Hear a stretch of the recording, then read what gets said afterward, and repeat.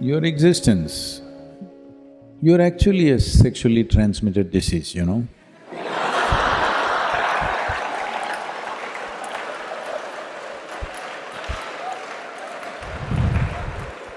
It is the basics of life, you are born because of that, I'm saying. Not your sexuality, somebody else's. So, we are born out of that. Should we end with that? That's a question. It is not about right and wrong, it is not about morality, it is about the limited nature of what it is.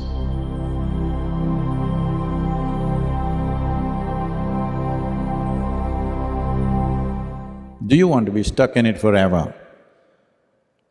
Or do you want to think, this is all bad, I don't want to touch it? No. I would say, for at least 30 to 40% of the human beings, it is only a passing thing within themselves. But because of social culture, they all believe they must go in that direction. There may be another 30-40 for whom it's a very compulsive need. Another 30-40% are medium, they're like, they need it but not so compulsively. This is the nature of the population. I'm saying this with certain absolute sense of perception about this. Not everybody is on it all the time, but today society is cultivating them like this. If you're not it, you're not normal. So, what you're essentially saying is, all the yogis of the past were not normal, Gautam Buddha was not normal, nobody was normal except those who are on the pornography sites. Nobody's normal. No, this is highly exaggerated sense of physicality. There is a physical body, it has come into existence only because of somebody's sexuality, isn't it? So, sex as a fundamental instinct in the body is one thing, it residing in your mind is another thing. That is happening because of a certain level of culture around you. That is happening because of somebody told you it is a sin, you should not think about it. It is just that there is a dignified way of conducting it. For that we created institutions, we created a certain level of commitment, because there is a fundamental need within a human being to conduct every aspect of our life with some sense of aesthetic, otherwise we will feel like animals. See, we eat, we can eat like this. When you're very hungry, you become like an animal. If you've not eaten for 5 days, you will eat like that with both hands. Like how… have you seen how a hungry dog will eat? Like that. A human being also will behave like that when the need becomes like that. Now, the same… but now we learn to sit properly. When you're very hungry, Sahana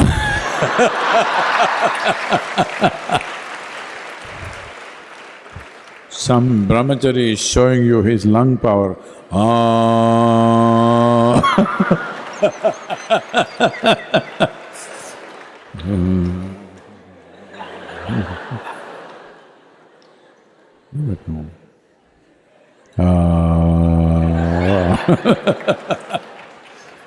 You would have done 3 ohms by the time he finishes om.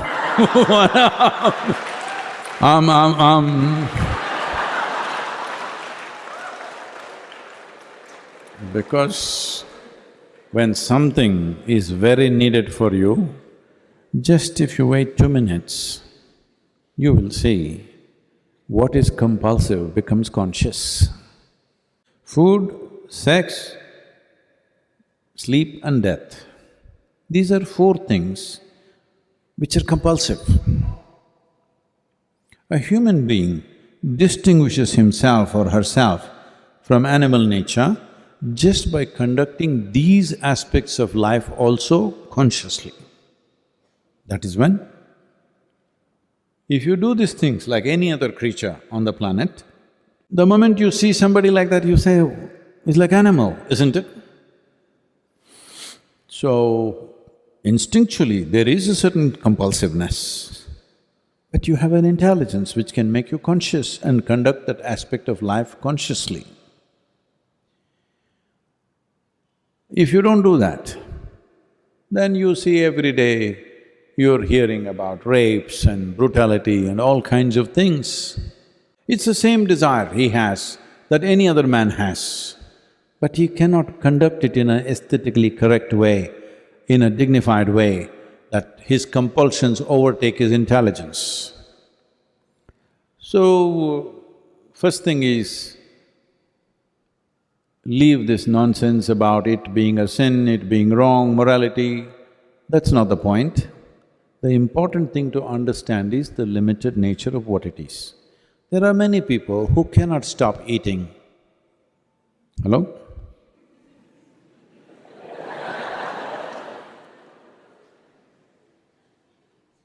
It's just a good thing about eating is, if you can't stop eating, it'll be immediately noticed by everybody who did not see you eating also.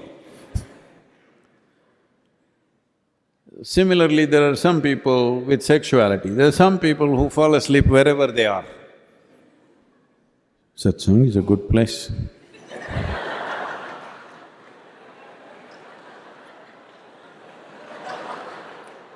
It's happening, it's okay.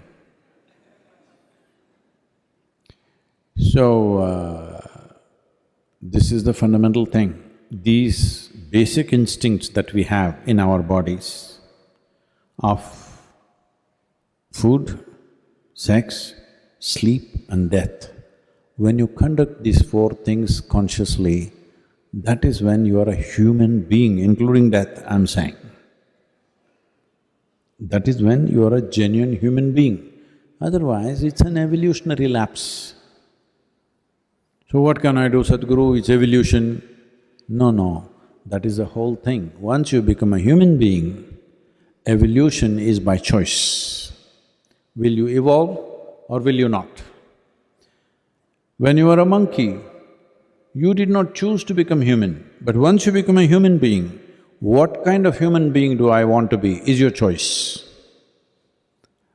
At a certain moment of compulsion, you may think, I don't have choice. No, you have choice. You have not learned how to exercise that choice. Still instincts are there, but you can conduct it by choice, not by compulsion. That's the difference. All of you are born out of sex, but should you live for this for the rest of your life? This is a choice. This is a choice. It is an element of your body, it is not the whole of it. It is an element of who you are, it is not the entirety of who you are. Essentially, it is a longing.